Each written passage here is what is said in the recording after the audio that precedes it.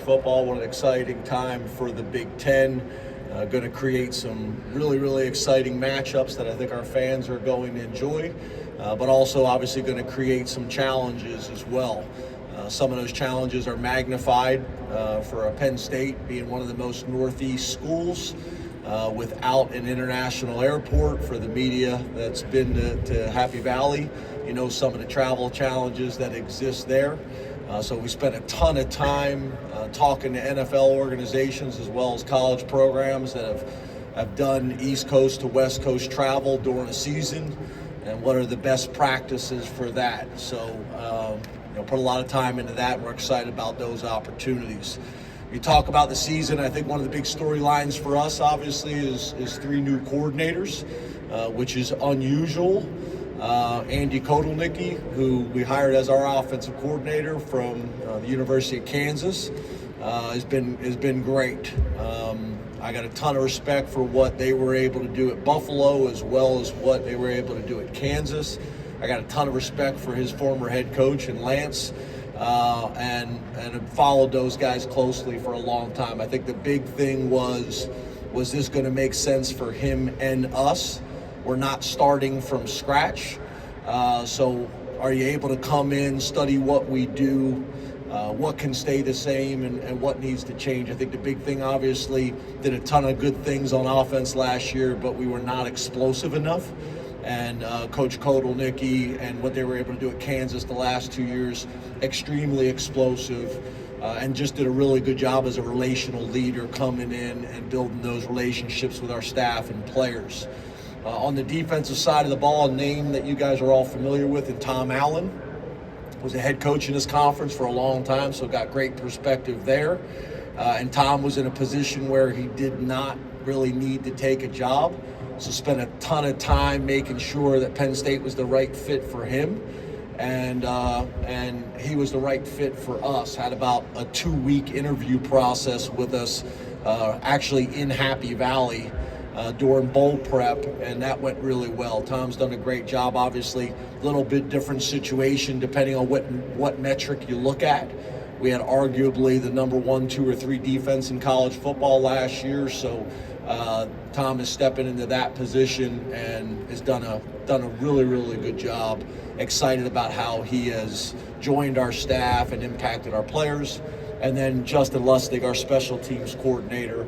Justin has done a great job. He's from Pennsylvania, is widely regarded as one of the better special teams coordinators in the country. So really impressed with what those guys have done, as well as our team. We've had a great spring. We had a great summer. And obviously, we got an important time ahead of us with camp starting here very soon. So appreciate the opportunity to be with you guys in year 11. And also, I want to take a moment and thank and show respect for Coach Ferentz and what he's been able to do at Iowa. It's unbelievable. In some ways, it's sad that 11 years has become the exception in college football, but what he's been able to do at the University of Iowa is super impressive, and I wanted to congratulate him on all his success. So open up to questions. We got first row on your right side.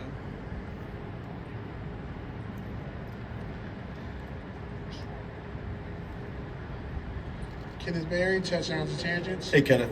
How's it going? Good morning. Coach, in all your years, you look back at the Vanderbilt year where you guys had a record-breaking season. You look at the year you made it to the Rose Bowl with Saquon and everything. How close do you feel like this team is, and how much do you feel like they mirror the character and the identity of those teams? And this being your 11th year in the conference, how good does it feel seeing the influx of African-American head coaches, not only just getting jobs across the landscape, but the Big Ten pretty much leading all of the conferences with the number of African-American head coaches that are currently present?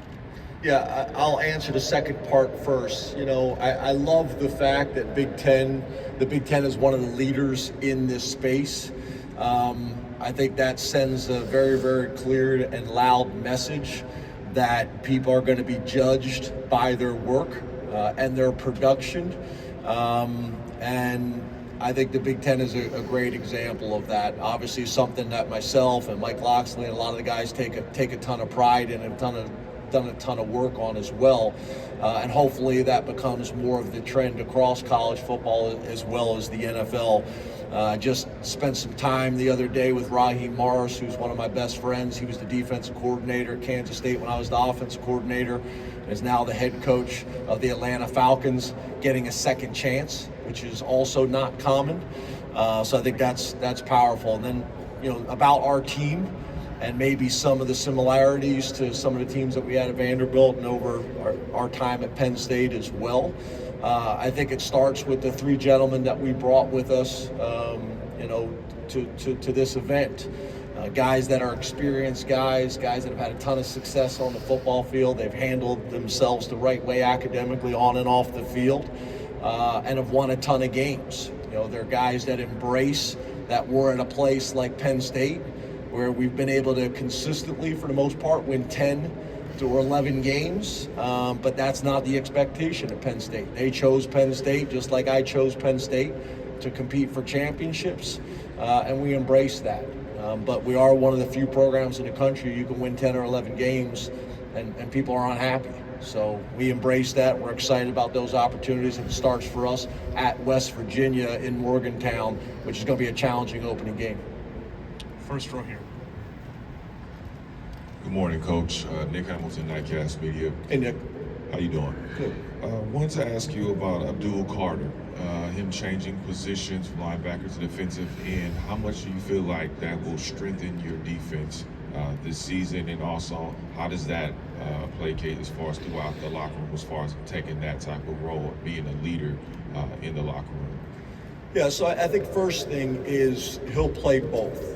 We have the flexibility to play him at both positions. He's one of the unique athletes that was playing linebacker at 250 pounds. And you never know how that transition is going to go, playing in space at the linebacker position compared to moving up, to the line of scrimmage and having to go against offensive tackles. He made the adjustment, pretty quickly. And at the end of the day, you're talking about one of the more explosive physical athletes in all of college football. So we think he's got a chance to make a significant impact. Week to week, we'll decide where he's going to have the most impact for us, whether it's on the line of scrimmage at defensive end or in the linebacker position this spring. He's stayed mainly at defensive end to get comfortable with that. And then after that, we had a really good conversation. He's open to doing both. That'll also put us in a position where people can't game plan and know exactly where he's going to be on the defense. So we're excited about that. But he's really grown up. I'm proud of him and his development academically as a student athlete, as well as a football player. And we need him and expect for him to have a huge year for us. Got a very, very close relationship with him and his father, and I'm proud of him and excited about what he's going to do this year. On your left side. James Bill Rabinowitz from the Columbus Dispatch. Hey, Bill. You got Julian Fleming as a transfer from Ohio State. How excited are you to have him? What kind of impact do you expect him to have for a receivers unit that it wasn't all that explosive last year? Yeah, he's a veteran guy that's played in this conference. He knows what it's all about. Obviously, we got a ton of history with him and his family. Recruited him very heavily out of high school, but he's thriving. He's very comfortable. He's very confident. He really came, got on campus like most guys should do, kept his mouth shut, worked, earned everybody's respect through that first, and now is really developing into a leader for us. His improvement from the end of spring to now, he is healthy and lean and explosive and fast right now, and just from the feedback from the players over the summer, has really done a nice job. Looking all the metrics and the numbers from our strength staff is in a really good position. I think he's got a huge chip on his shoulder and excited about the opportunity at Penn State, and is really turned into one of the leaders in that wide receiver room. So we're happy to have him and expect for him to do some big things for us this year, and I appreciate the question. Last row on your right side. Coach Franklin, Kyle Golick, Mike Farrow Sports. Hey, Kyle. Hey, how are you? Good. Hey. Tell Mike I said hi. Will do. Hey, You mentioned earlier about Southern Cal, Oregon, UCLA, Washington joining the league. After the 2018 Ohio State game, you had your what I refer to as the epic good to great to elite rant. So with these teams coming in, where do you feel Penn State stands in the pecking order? And a follow-up, if you don't feel Penn State's quite at elite, what do you think the Nittany Lions have to do to achieve the elite status? Yeah, I would describe it as a speech, not a rant, first of all. But no, I think, again, back to the comment earlier, you're talking about a program that you can win 10 or 11 games and people are not happy or satisfied. And that's inside the Lash building and that's outside of the Lash building. We totally get that and embrace that. I think our players understand that when we recruit them. Our staff understands that when we hire them. And as the head coach, I embrace all those things as well. I think week in and week out, the Big Ten is arguably the best conference in all of college football. I've been fortunate to be a head coach in the SEC as well as the Big Ten, so I think I got good perspective on that. And then, like you mentioned, adding the 4 new schools makes it even more challenging. So we'll have an opportunity to figure that out real quick, starting at West Virginia. We're fortunate to play most of those teams that we discussed. We want to play those teams that you discussed, both that have been in the conference historically as well as that have been added. For us, we got to play our best when our best is needed most, in the biggest games, at the biggest moments. And I think if you look at us, specifically last year, did some phenomenal things. That's the step that we need to take, and having a returning starting quarterback obviously helps with that. We're a quarterback-driven game, whether it's in the NFL, college, or high school, and having a returning quarterback at that position that did some phenomenal things. I think he was second in touchdown to interception ratio. I think he broke the national record in completions without an interception.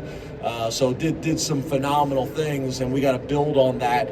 And then I think the pieces of the puzzle around him, tight end, running back, and then receiver's been the big question mark really since last year. We got a ton of confidence in that room. Those guys got a huge chip on their shoulder. Back to the question earlier about the addition of Julian Fleming as well as the guys in that room. They've had a great summer, and we got a ton of confidence of what they're going to do this year. We're going to have to play well early on, build confidence, and carry that confidence throughout the season. Coach Franklin, thank you so much for your time. Thank you, sir.